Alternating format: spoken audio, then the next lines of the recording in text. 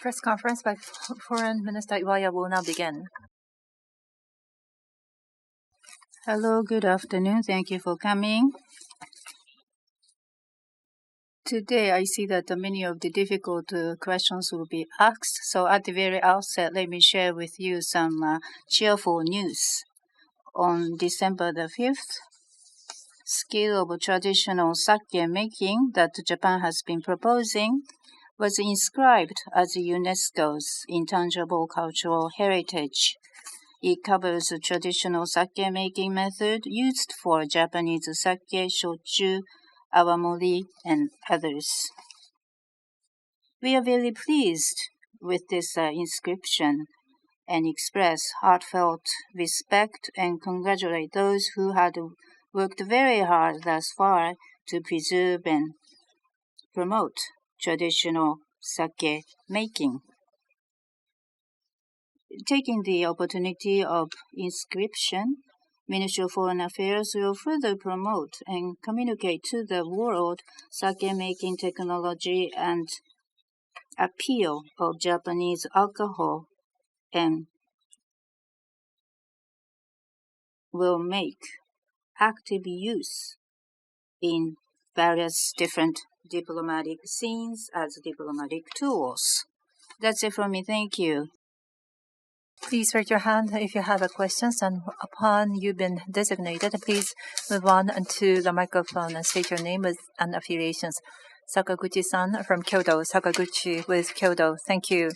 With regard to ROK situation, ruling party, People Power Party, announced that they will support the motions to impeach President Yoon. So it is highly likely that the motions will pass. What is the take of the Japanese government when the motion passed? What will be its impact to the U.S.-Japan ROK relationship? The situation is very fluid, changing minute by minute. So at this time, I cannot say anything definite and refrain from making comment. And this is a matter of one's own country's domestic political matters, so I would refrain from making the comment. However, Japanese government is monitoring closely the series of movements seen within ROK with special and grave concern. You asked me the question if we go through the impeachment bill, but I would refrain from answering hypothetical question. However, Japan and ROK are important neighbors who should cooperate as partners to deal with various issues faced by international community. As for the entire Japan-ROK relationship going ahead, appropriate decisions will be made in light of the developing situation. Yes, Kamimura-san, Yomiuri Shimbun. I have a related question, Kamimura, Yomiuri. This is not a hypothetical question. President Yoon has been working on improvement of Japan-ROK relationship or to promote the tripartite relationship between U.S., Japan, and ROK. How do you evaluate his contributions and also the current circumstances? What impact will it give to the Japan-ROK relationship or its impact on East Asian circumstances? Yes, just recently, if you look at the Japan-ROK relationship, he had shown a much improvement with former Prime Minister Kishida and President Yoon. Between them, much improvement have been made. That is a fact. Well, a series of movement has been occurring within ROK, how it would impact the external world. We cannot say anything definite at this time. No prejudgment can be made at this time. Therefore, I would refrain from making any comment. However, our wish will be that continuously Japanese and ROK relationship will develop in a future looking forward manner so that the entire Indo-Pacific region will be stable and peaceful and prosperous. And I hope our bilateral relationship can contribute to those. That is what we wish to see. Thank you. Next question, please. Nikkei Kawakami-san. This may be repeated questions about our K-Japan relationship. The motions to impeach has been presented while his term is there is still is a remaining term, and he may at the risk of losing. Well, he's been working for the improvement of the bilateral relationship, but that can bring about a setback. And historically, the ROK's domestic politics have been given an impact about the bilateral relationship. What is the view of the Japanese government that there are so much fluctuations of the bilateral relationship, and what will this give an impact? What impact will it give to the security of the Indo-Pacific region? My answer will be the similar one that I gave already. At this time, as for the domestic development within ROK, how it would impact going ahead, this is something that I would refrain from making any comment. However, Japan-ROK relationship is a crucially important neighborly and bilateral relationship, and given the international situation, partnership between the two countries as well as Japan-US ROK cooperation remains to be very important. I hope this kind of relationship will be upheld and continue and develop further. And toward the end, Japanese government will keep on making efforts. Next question, please. Satomi-san, Asahi Shimbun. Satomi, Asahi Shimbun. Once again, related to ROK, and I may have to repeat the similar questions between Japan and ROK. Historical issue and always has been the issue under President Yoon. Certain level of stabilizations was achieved between the two nations. However, next year, there has been a memorial ceremony of the Sato Islands gold mine, even though the ROK side did not participate, but there is a plan. And also in May, there has been the radar irradiations issue. However, the same thing may occur after the change of the government. We hear such voices of concern. Now, past issues between the two nations. How is the Japanese government intending to manage? You said that you will make effort to maintain and further develop the relationship. How do you intend to manage the relationship? Yes, as you had pointed out, thus far, Japan and ROK have had a series of very difficult challenges and issues, but every time mutual dialogue have been held and mutually efforts have been made so that one by one each challenges have been overcome. Of course, there are still remain some of the outstanding issues, but patiently and persistently in good faith, dialogue would continue so that the challenges may be overcome. And I firmly believe that that is definitely possible. Therefore, on our side, we will continue to make these efforts with this in our mind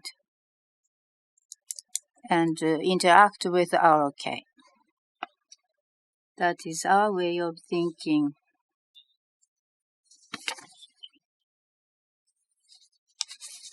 Of course, future is something to be decided by Korean people themselves, but continuously, as far as the Japan-ROK relationship concerned, we will make efforts to make it more stable and more developed.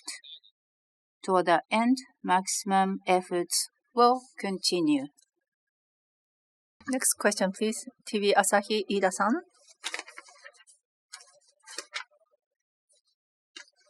Ida with TV Asahi. I have a related question. Earlier, Minister, you said that the things are still moving. Almost every day there has been large-size demonstrations or the rally taking place. At the weekend in the center of Seoul, where so many Japanese tourists may visit, there is a plan of having a large-sized rally. Are you concerned that the risk will be posed to Japanese people living there or the Japanese travelers? In response to the developments this time, promptly, Japanese embassies and the general consulate located in ROK had issued emails over consular mail, and in accordance with the development, sequentially, the consular email will be sent and alert people and make every effort to make sure that Japanese nationals will remain safe. Kim-san, Mainichi Shimbun. Kim from Mainichi newspaper. On a related note, in Northern Eastern Asian Japanese policy as well as path moving forward, Russia, China, North Korea is trying to change the international order and their presence is increasing rather than the international cooperations. Trump have America First policy and also through the declaration of the martial law, there has been the internal turmoil in ROK. So these Japan, U.S., ROK would like to maintain the status quo. However, there is a heightened level of uncertainty. Japan have a minority ruling party, therefore faced with some difficulty to manage the internal politics. So with the amidst of the heightened uncertainty in the regional circumstances, what is the role Japan ought to play to maintain the peace and stability of the region? What is your view on this? This is a very important point. Sort of crunch time for us because if you look at the rest of the world, Russia's aggression against Ukraine is continuing, and in the surrounding areas of Japan, situation is getting severer. So is Middle East. Gaza issue remains, although a certain solution has been introduced for the issues pertaining to Israel, and there is a military cooperation underway between Russia and DPRK. So overall, I should say international situation currently is very severe. And look at the ROK. The incidents are occurring there, as we've been discussing. And domestic situation of European countries are also being fluid, according to the newspaper reports. And the U.S. will have a new administration,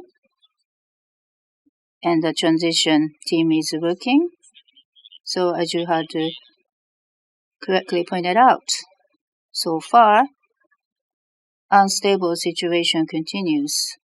And we have to think in that context how to secure peace for Japan and how to unfold our diplomacy. And that is an immediate challenge. So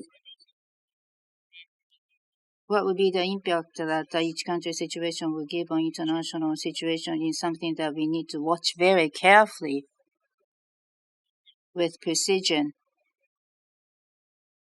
and analyze them. However, regardless of these situations, the basic policy of Japanese diplomacy and the basic thinking of Japan remains to be unchanged, and it should not be changed in the first place.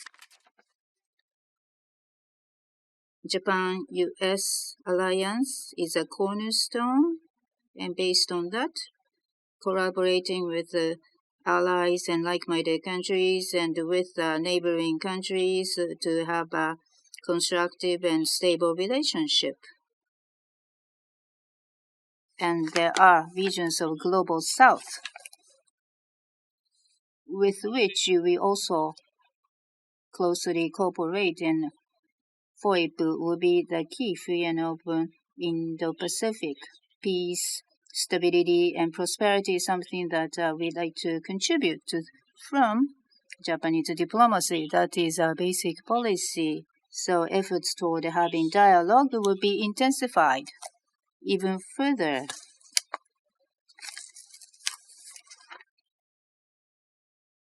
Next question, please. Yonezu-san of NHK. Yonezu of NHK. Changing the topic about visa for Chinese nationals.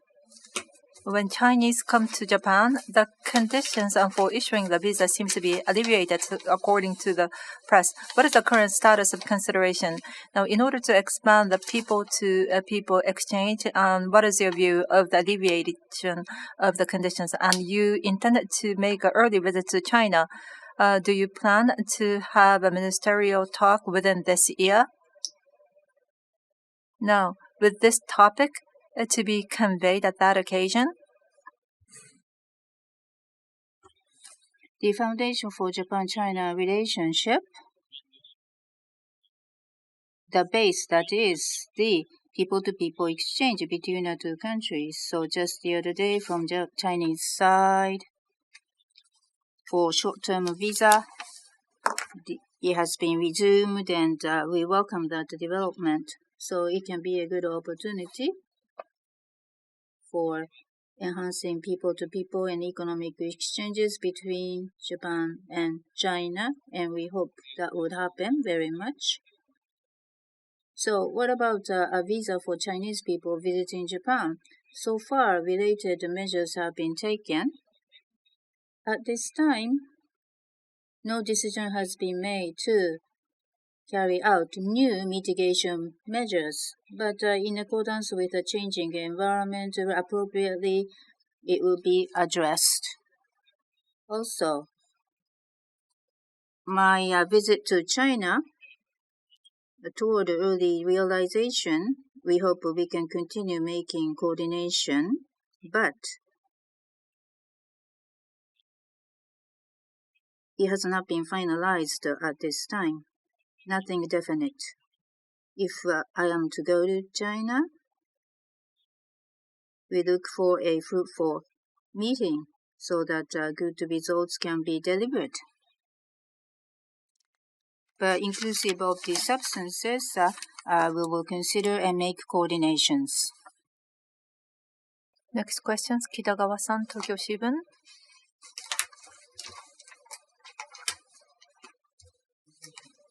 Tokyo Shimbun, Kitagawa. Thank you. From myself, in December 10th, this is the Human Rights Day designated by the United Nations. Based upon that, I have a question. With regard to China and Cambodia, the Chinese people, Cambodian people living here in Japan, there seems to be political pressure as well as the surveillance coming from the respective country being heightened according to the human rights group as well as researchers. And we feel that as well through our coverage.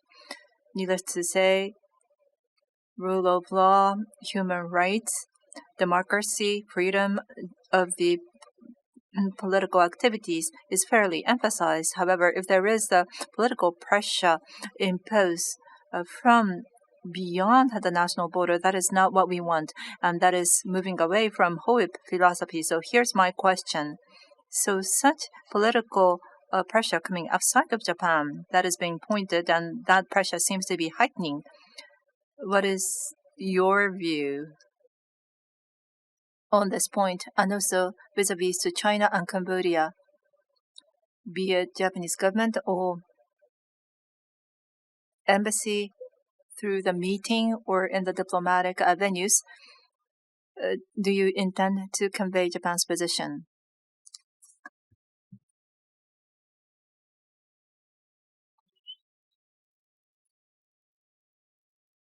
What you had mentioned is not something that we regard them as a fact, but inclusive of the foreign residents living in Japan, if there are certain cases which are suspicious of a violation of law within Japan, then of course it's natural that related agencies would cooperate and make joint survey and investigation. If there was indeed a violation case, then it will be dealt with very strictly. And also, as you had mentioned, in the international community, we attach importance to the universal values such as freedom, basic human rights respect, and guarantee rule of law, which are important. That's our position, and we had directly conveyed the Japanese position to Chinese government as well as to Cambodian government. The government will continue to work closely with the international community, and if cases were grasped, then make the necessary response. Final question, Sakaguchi-san. Kyodo Sakaguchi. Sorry, this is new question. The budget committee started from this week, and I'm sure that you are listening to the responses of Mr. Ishiba. Mr. Ishiba is known to be good at debate. What is your honest view about his response? Mr. Ishiba, from the presidential elections, he's been very busy without taking any days off. He seems to be fairly energetic. What is your view of his response in the budget committee? This is the very first budgetary committee. Both the lower house and upper house asks questions, and most of the questions are exclusively answered by Prime Minister Ishiba. And just nearby, I'm listening to his remarks, and his remarks are very appropriate.